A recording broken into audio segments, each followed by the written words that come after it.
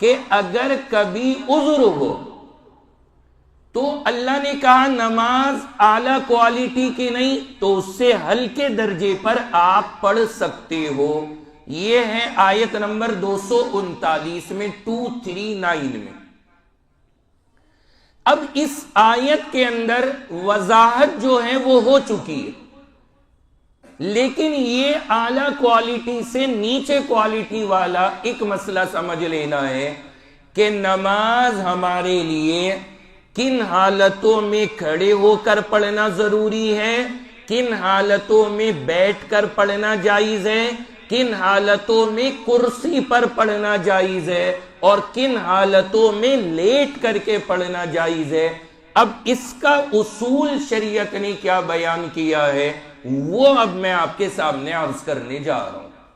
یہ بھی بہت اہم مسئلہ ہے اور ہم سب کو رات دن پیش آنے والی بات ہے جو ہم سب کے سامنے پیش آتی رہتی ہے. اس کو بھی ذرا سمجھ لیں. تو یہ نماز کے اندر رعایت کا مسئلہ کیا ہے، اس کی تفصیل وہ سنیے. نماز کے اندر قیام کرنا یعنی نماز کھڑے ہو کر کے پڑھنا یہ فرض ہے. یہ بات یاد رکھنا کہ یہ مسئلہ ہے فرض اور واجب نماز کا. سنت کے اندر اور نفل نماز میں آپ اگر بیٹھ کر کے بھی نماز اپنی پڑھ لو گے، سنت اور نفل اگر بیٹھ کر کے بھی پڑھو گے تب بھی ہو جائے گی. ثواب کم ہوگا لیکن ہو جائے گی.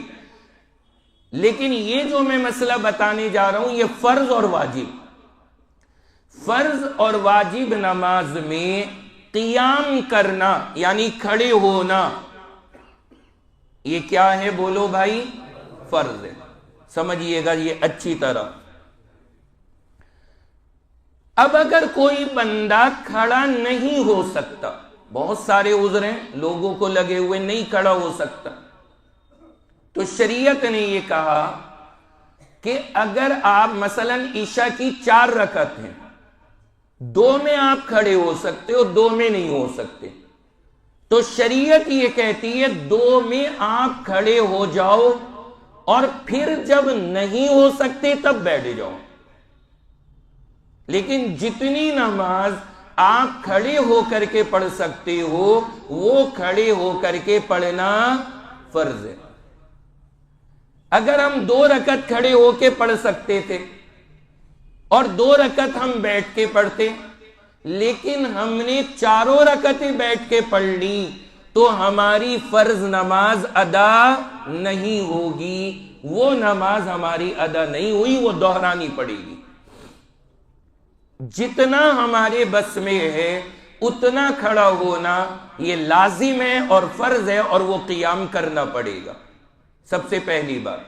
دوسری چیز، اگر کوئی بندہ ایسا ہے کہ وہ کھڑا تو ہو سکتا ہے لیکن سہارا لے کر، مثال کے طور پر جیسے یہاں مسجد میں کسی کو کھڑے ہونا ہے کہ کھڑا تو ہو جاؤں گا لیکن مجھے پیٹھ کے پیچھے کھمبے کا سہارا چاہیے، یوں ٹیک لگا کے پیچھے بالکل آرام سے. بھائی سمجھ رہے ہیں؟ پیچھے مطلب کسی کھمبے سے، دیوار سے، دروازے سے پوری طرح سے ٹیک لگا کے کھڑا ہوگا ایسے ہاتھ لگ پکڑ کے. شریعت یہ کہتی ہے ٹیک لگا لو لیکن کھڑے ہو کے نماز پڑھو. اگر تم نے ٹیک نہیں لگایا اور بیٹھ کر کے پڑھ لی تب بھی نماز نہیں ہوگی. ٹیک لگاؤ اور کھڑے ہو کے نماز پڑھو. یہ مسئلے سنیے گا. میں ایک تو آیت میں یہ بات آئی ہے اور دوسری اس لیے سمجھا رہا ہوں کہ آج کل فیشن چل گیا، ہر دوسرا بندہ کرسی لے کے بیٹھ جاتا ہے مساجد کے اندر. ہر بندہ جسے دیکھو ذرا سا کوئی مسئلہ ہوا اور کرسی کے اوپر سب سے پہلے آ گیا. تو کرسی پہ کب آنا ہے کب نہیں آنا اس کا مسئلہ پتہ ہونا چاہیے کہ نماز میں شریعت نے ہمیں کس ترتیب پر احکامات دیے. تو میں نے بتایا کہ تھوڑی دیر کھڑے ہو سکتے ہیں تو بولو بھائی تھوڑی دیر کھڑے ہو جاؤ. ٹیک لگا کے کھڑے ہو سکتے ہو تو ٹیک لگا کے کھڑے ہو جاؤ. اور یہاں تک مسئلہ سن لیجئے آپ سارے حضرات, اگر کوئی بندہ ایسا ہے اسے یہ لگتا ہے کہ میں ہاتھ میں چھڑی لے کر کے ڈنڈا لے کر کے کھڑا ہو جاؤں گا, شریعت کہتی ہے پھر ہاتھ میں ڈنڈا ہی لے کے کھڑا ہو. آپ کہیں گے کہ پھر تو وہ ایک ہاتھ, ہاں کوئی حرج نہیں, نیت باندھے اللہ اکبر کہے اور اپنے ہاتھ میں ڈنڈا لے لے, اس پر سہارا لگا لے اور ایک ہاتھ یہاں رکھ لے, ایک ہاتھ سے اپنی لاٹھی لے کے کھڑا ہے اور ایک ہاتھ یوں رکھا ہے. اگر ہو سکتا ہے کھڑا ڈنڈا لے کر کے ہی کھڑا ہوگا. اگر اس نے ڈنڈا نہ لیا اور بیٹھ کر کے نماز پڑھی, نماز نہیں ہوتی.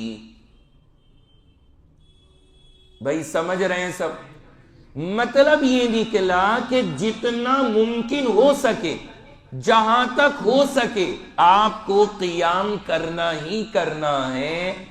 جب تک کوئی بھی چانس ہے آپ قیام کر کے نماز پڑھیں.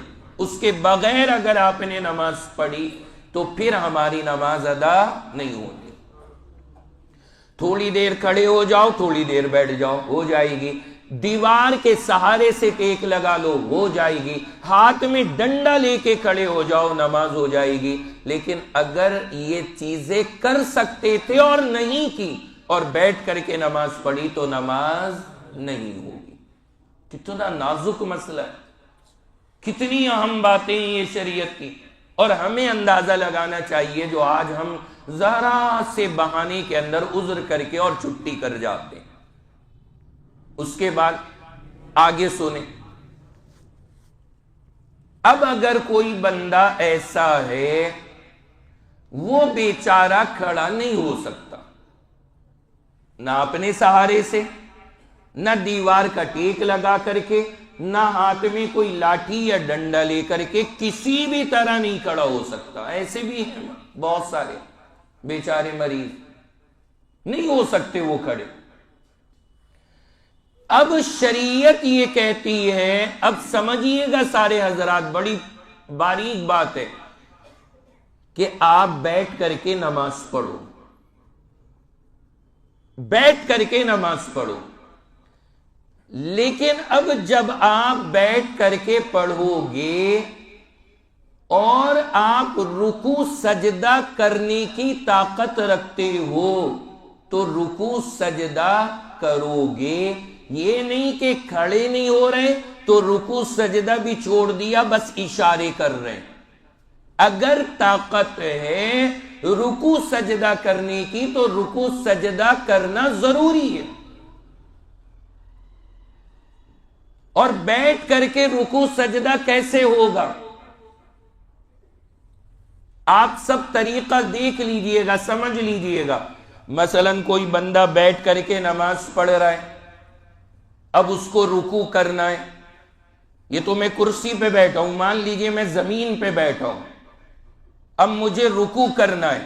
تو رکوع کرنے میں اتنا آگے جھکوں گا کہ میرا جو پیشانی کا حصہ ہے یہ گھٹنے کی سیدھ میں ہو جائے, جو ہمارا گھٹنا ہے اس کی سیدھ میں آ جائے, یہ کہلائے گا رکوع ہو گیا. سمجھ گئے سب لوگ؟ یعنی آگے کو اتنا جھکنا ہے کہ ماتھا, پیشانی, فورہیڈ جو ہے ہمارا, یہ ہمارے گھٹنے کی سیدھ میں ہو جائے. یہ رکوع کا طریقہ ہوگا بیٹھ کر کے نماز پڑھنے. اور سجدہ جیسے ہوتا ہے سجدہ وہ پوری طرح سے کیا جائے گا, وہ کرنا ضروری ہے. اب اگر کوئی آدمی, یہ ساری بات سننے کے بعد میں اب آئیے مین بات پر, کوئی آدمی ایسا ہے وہ کھڑا نہیں ہو سکتا تھا تو چلو بیٹھ جاؤ, لیکن وہ بندہ رکوع سجدہ کر سکتا تھا, رکوع ایسے جو میں نے بتایا اور سجدہ پورا پراپر طریقے پر, لیکن یہ بندہ بیٹھ گیا کرسی پر.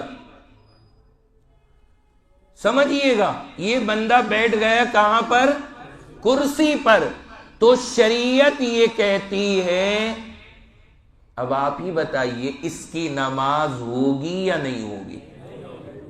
نہیں ہوگی، ماشاءاللہ، سمجھ گئے آپ؟